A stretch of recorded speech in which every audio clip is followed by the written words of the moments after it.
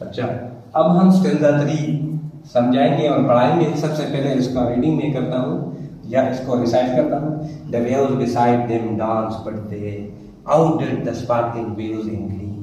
A poet couldn't but gaze in such a jocund company. I gaze but little thought what will the show to me had brought. अब आप देख सकते हैं कि Wordsworth ने जो पहले इस सेकेंड जो स्टेंजा था इसमें ये जाहिर किया था कि वहाँ जो है डैफोडिल बड़े खुश थे और बहुत खुशहाल माहौल था, और कोई भी खुशहाल माहौल हो, कोई भी बेहतरीन जगह हो तो इसमें जितने भी लोग होंगे वो सब खुश होंगे।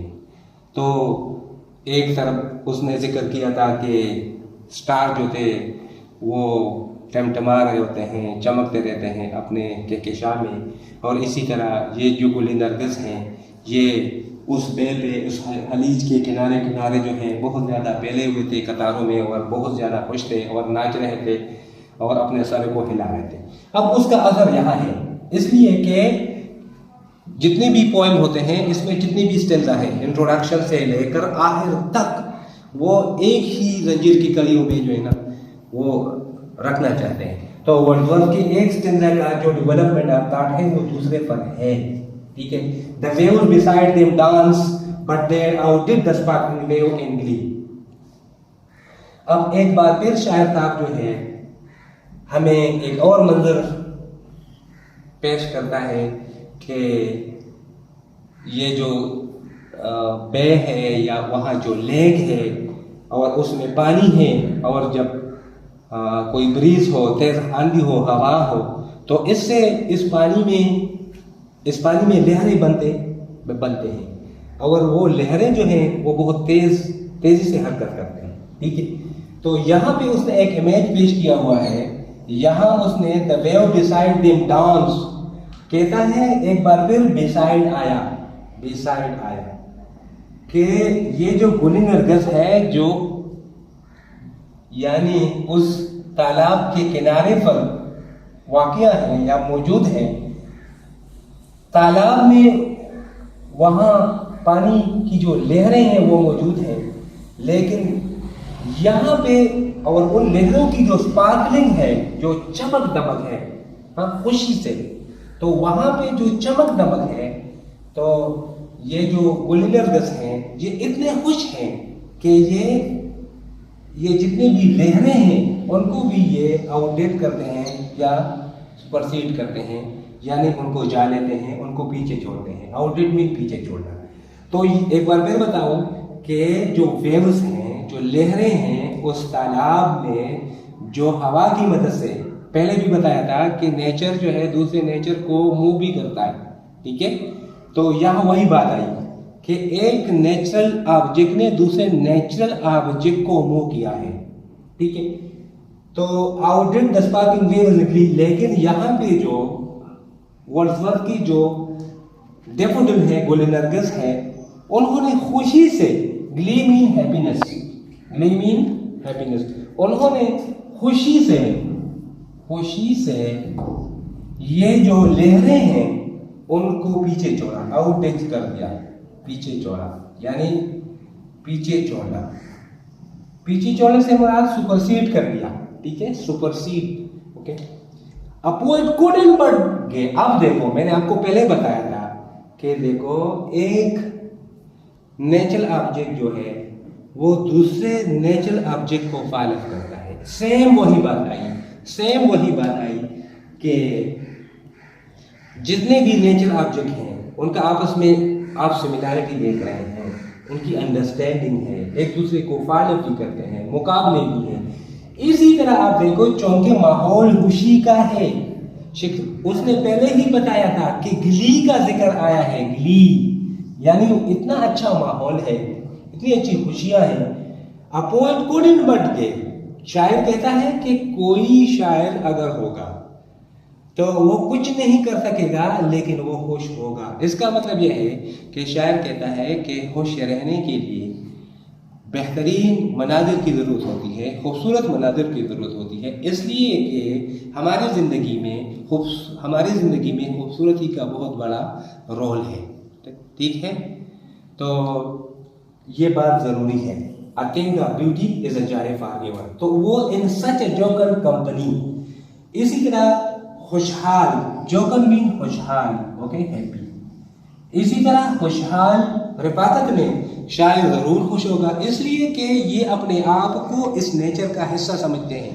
मैंने पहले जो है ना, जो स्टेजा है इसमें मैं क्लियर कर चुका हूँ कि ये अपने आप को नेचर का हिस्सा समझते हैं और वो भरपूर फायदा उठाना चाहता है।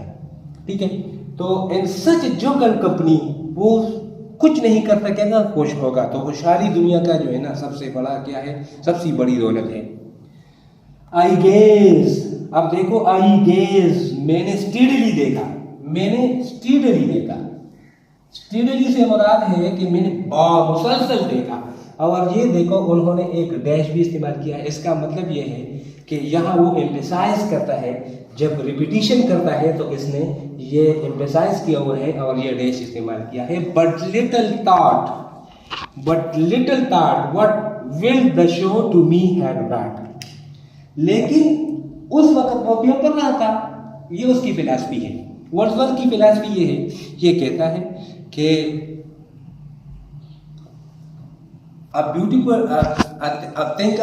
is not only a joy for the time being but also for the future। Okay, तो ये कहता है, उसकी ये फिलॉसफी है कि ये कहता है कि जब आप किसी जगह जाओगे तो वहां आप ऑब्जर्व करो, सोचो कम, ऑब्जर्वेशन ज्यादा करो। इसने ये गेजिंग लिखा है, ठीक है। बट लिटिल थॉट, लेकिन अब वो ऑब्जर्व कर रहा था, अब वो कैमरा लगाया हुआ था, ठीक है।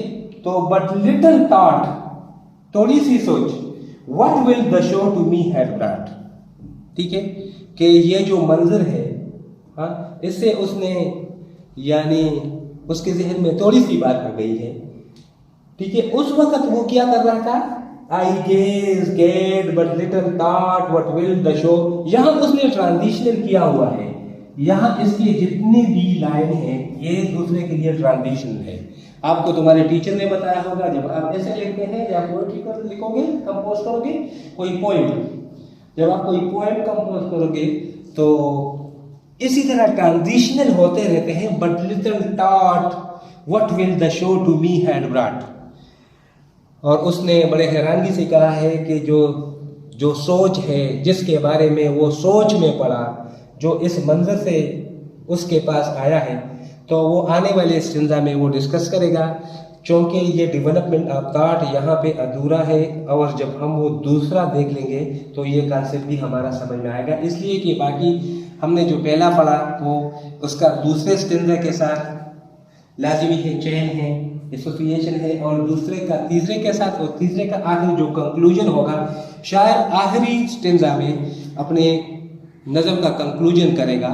और बेहतर अंदाज से आप समझने की कोशिश करें।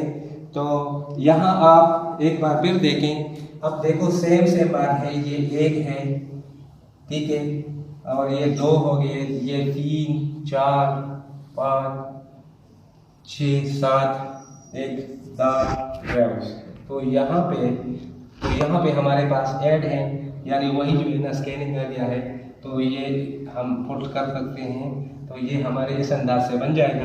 तो ये इसका प्रोसीडी है।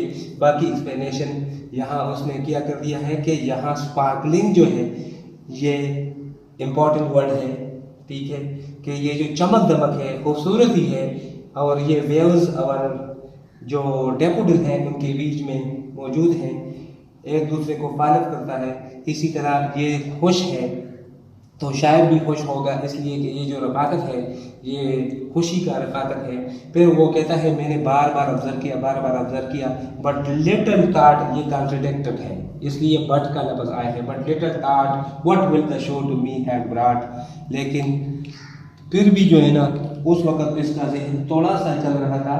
बाद में जो है जब वो तन्हाई जो है ना, इसलिए कि उसकी शायरी की जो उसने डिफिनीशन किया है कि वो कहता है कि